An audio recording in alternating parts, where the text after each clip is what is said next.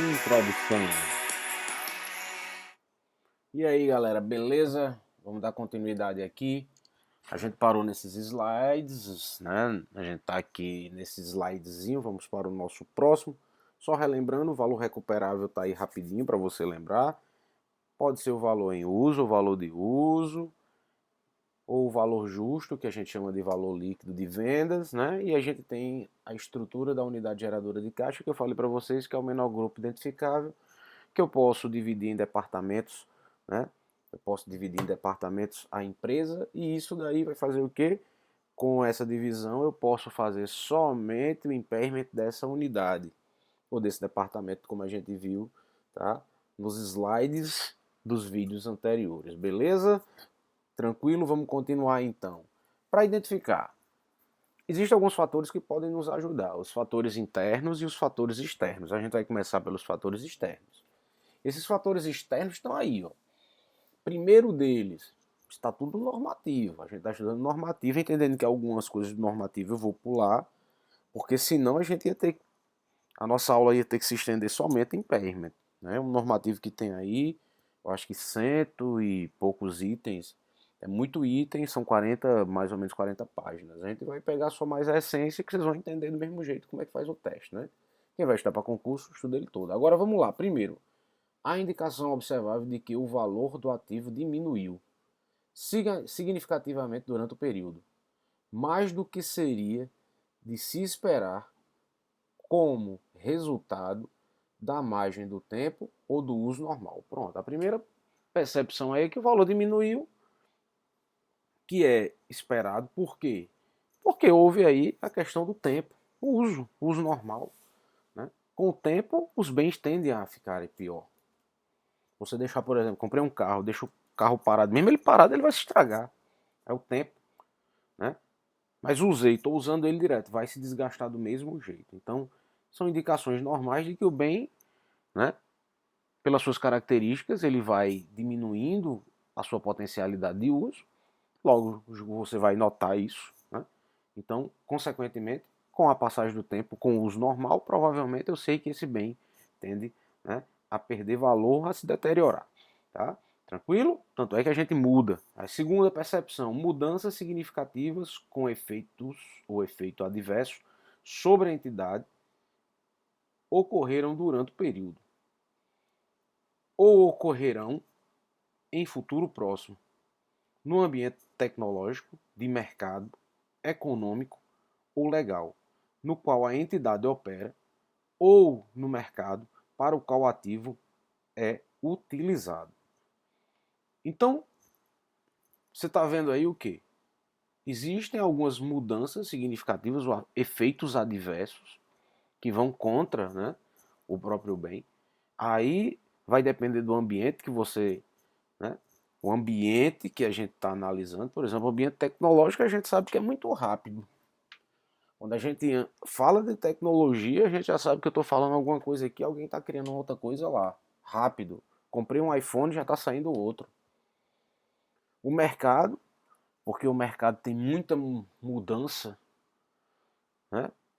Tem muita mudança significativa de um dia para outro. É só, por exemplo, como a gente viu, sai um ministro da Justiça ou sai um ministro da Saúde, consequentemente o mercado cai. Ou uma decisão acertada do governo e o mercado sobe, volta a se estabilizar. Que o mercado tem a ver com a economia. Mas pode surgir determinadas coisas, né, que vão modificar o ambiente estrutural da minha empresa através de um marco legal. Quer dizer, existe um normativo novo que vai mudar exatamente tudo. É o que aconteceu quando a Lei 6.404 mudou em 2007. Foi um bafafá. 2007 era todo mundo meio maluco tentando reaprender exatamente no finalzinho de 2007, no início de 2008. Um bafafá. As pessoas reaprendendo contabilidade, né? Então esse marco normativo pode mudar muita coisa. Então, onde estiver operando a entidade, dentro desses ambientes aí, qualquer um desses ambientes ele pode, né, ter um efeito adverso no seu bem. Consequentemente, diminuição de valor. Olha agora, as taxas de juros de mercado ou outras taxas de mercado de retorno sobre investimentos aumentaram durante o período e esses aumentos provavelmente afetarão a taxa de desconto usada no cálculo do valor em uso de um ativo, né? Eu acho que ficou repetido ali, né? Ficou repetido, e diminuirão significativamente o valor recuperável do ativo. Então você está vendo, tá? Você está vendo aí que essas alterações de taxas de juros que possam aumentar essas taxas, o governo lança uma nova taxa de juros. Essa taxa de juros tem que aumentar, por exemplo, a variação Selic anual. Isso influencia na taxa de juros. Hoje nós estamos com a taxa de juros menores que já tivemos em todos os tempos. Nós estamos aí em 3%, salvo engano. Então essa taxa de juros muito baixa vai influenciar no seu ativo. Logo, se essa taxa de juros aumentar, pode influenciar negativamente no valor do seu bem. Ok? Entendendo que essas variações são todas mercadológicas que acabam recaindo lá no B. Nem precisava, na verdade, ter essa letra C, porque a letra B já traz para si, né, essa responsabilidade. Aí vamos lá, letra D. O valor contábil do patrimônio líquido da entidade, ó, é maior do que o valor de suas ações no mercado. Isso é uma indicação totalmente objetiva. Essa daí você não precisa nem ter dúvida. Como assim, professor? Você olha lá para o seu balanço patrimonial, aí você olha lá para o seu PL e você percebe que se eu somar o valor das minhas ações cotadas no mercado, essas cotações que eu tenho, e eu percebo que o valor que está registrado na contabilidade do meu PL ele é maior, significa que existe uma indicação externa de que tem algum bem seu que está superavaliado. Então, você está vendo aí que esses são os fatores. Agora vamos lá, para os fatores internos. Esses fatores internos que são da sociedade mesmo. Dentro da sociedade a gente vai conseguir localizar essa premissa. A primeira delas, ele coloca lá a letra E, mas a primeira delas está ali, ó. Evidência disponível de obsolescência ou dano físico. Pronto. Obsolescência é uma coisa que é muito normal hoje em dia, né? Principalmente nas empresas que hoje todas as empresas trabalham com tecnologia. Então a gente já sabe que vai vir a ficar obsoleto, né? Eu posso dar um exemplo simples, as máquinas de datilografia, alguns aqui nem tiveram contato, né? Que na minha geração era meio obrigatório você fazer curso de datilografia. Eu fiz o curso de datilografia. Hoje você não vai ver ninguém com a máquina, né? De escrever. Apenas se você for um cara que gosta, né? De coisas antigas, e você gosta de ser um cara retrô. Mas se você não gosta disso aí, tchau, você vai utilizar o computador. E os computadores hoje cada dia mais modernos, um mais moderno que o outro, né? Então, provavelmente, alguns computadores, aqueles computadores que nós tínhamos desktop, né, que tinha as torres, mouse, teclado, tudo que a gente tem que botar, aqueles também já não existe mais. Hoje são telões, né, que a gente compra, o tela que já vem com tudo dentro dele funcionando. E a maioria, o notebook, tem gente que nem usa mais notebook, tem gente que já usa o celular, esses celulares maiores, né, que tem a tela enorme, os caras às vezes acoplam até você acopla um teclado ali, você usa o Word, o Excel, tudo nele sem nenhum problema, né? Então você está vendo que a tecnologia, né, nos dá esses benefícios. Aí vamos lá, mudanças significativas com efeitos adversos sobre a entidade ocorreram durante o período ou devem ocorrer em futuro próximo, na medida ou maneira em que o ativo é ou será usado. Essa mudança inclui o ativo que se torna inativo, planos para descontinuidade ou reestruturação da operação a qual um ativo pertence. Então, meus amigos, tem planos aí de mudança, tá, no uso desse ativo. Então, quando você tem um plano de mudança, se vai ser uso, se não vai ser mais usado, se vai ser vendido, se vai ser descontinuado, se vai ser dado baixa, né? E esses efeitos e esses planos que estão, né, relacionados aos planos de negócio das entidades, aos orçamentos, a toda a estrutura organizacional, isso pode interferir no valor do que? Do ativo. Planos para baixa de um ativo antes da data anterior esperada e reavaliação da vida de um ativo com, como finita ao invés de indefinida. Quer dizer, A mudança ou a alteração, por exemplo, de um ativo intangível que tinha vida útil, né, ali, sei lá, finita, né, a gente escolheu uma parametrização para amortizar. Quando a gente muda para um indefinido, isso muda toda a estrutura, porque todas aquelas capitalizações que foram feitas, na verdade, descapitalizações que foram feitas pela amortização jogando lá no resultado, aquilo vai mudar totalmente. Então pode sofrer um impairment se houver alguma indicação. E o melhor de todos aqui é o relatório interno, né? Que é essa letra G que diz: a evidência disponível proveniente de relatório interno que indique que o desempenho econômico de um ativo é ou será pior do que o esperado.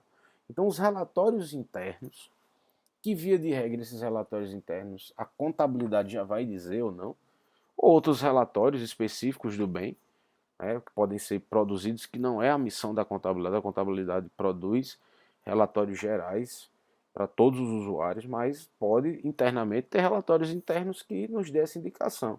Aí quais são as evidências que nós temos? Tá aí. Evidência de relatório interno. Evidência proveniente de relatório interno que indique que um ativo pode ter se desvalorizado, inclui a existência de fluxos de caixa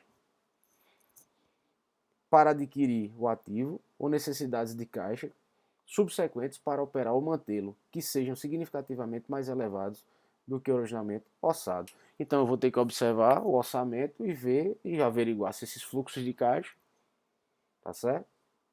Todos eles vão falar do fluxo de caixa.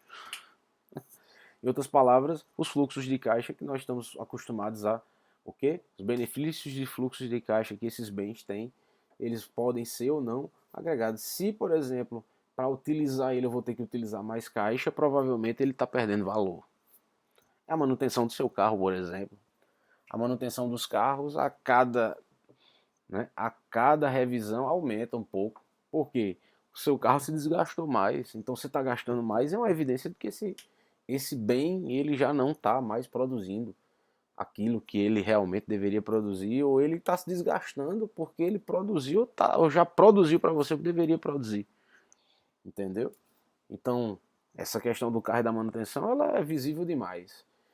Fluxo de caixas líquidos realizados ou lucros ou prejuízos operacionais gerados pelo ativo, que são significativamente piores do que os foram orçados. Se eu compro um maquinário e esse maquinário durante tanto tempo ele me dá uma produção maravilhosa pelas tantas unidades que eu já usei e ela sempre me dá um pouco mais, significa que ele está de vento em polpa. Né? Agora, se eu já em alguns anos começo a utilizar esse maquinário e ele já não consegue mais produzir as unidades, significa que ele está cansado, logo tem alguma evidência de que esse bem não está mais com o seu, né, pelo menos o seu valor em uso, os seus fluxos futuros já não estão conseguindo mais serem produzidos por aquilo que está lá, pelo menos em média, registrado. Né? Queda significativa dos fluxos de caixas ossados, ou no lucro operacional, ou aumento significativo do prejuízo. Pode ser que uma máquina dessa comece a lhe dar prejuízo, porque se você tem um tipo de produção e aquela produção ela não é batida, logo alguma coisa está acontecendo. Então você está vendo o que, é que os relatórios estão nos dando. E olha só, ao final, prejuízos operacionais ou saídas de caixas advindas do ativo, quando os números do período atual são agregadas com números ossados para o futuro.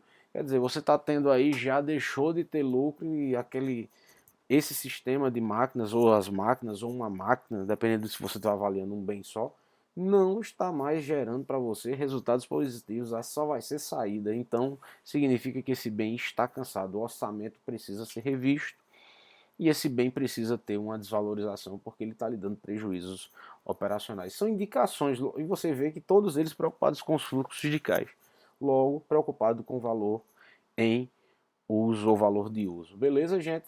Tranquilo, a gente para aqui e a gente grava outro vídeo. E bons estudos para todos, porque agora só tenho 25 segundinhos. Fiquem com Deus. Espero estar ajudando cada um de vocês, porque é um assunto denso, tá? Fiquem com Deus, bons estudos.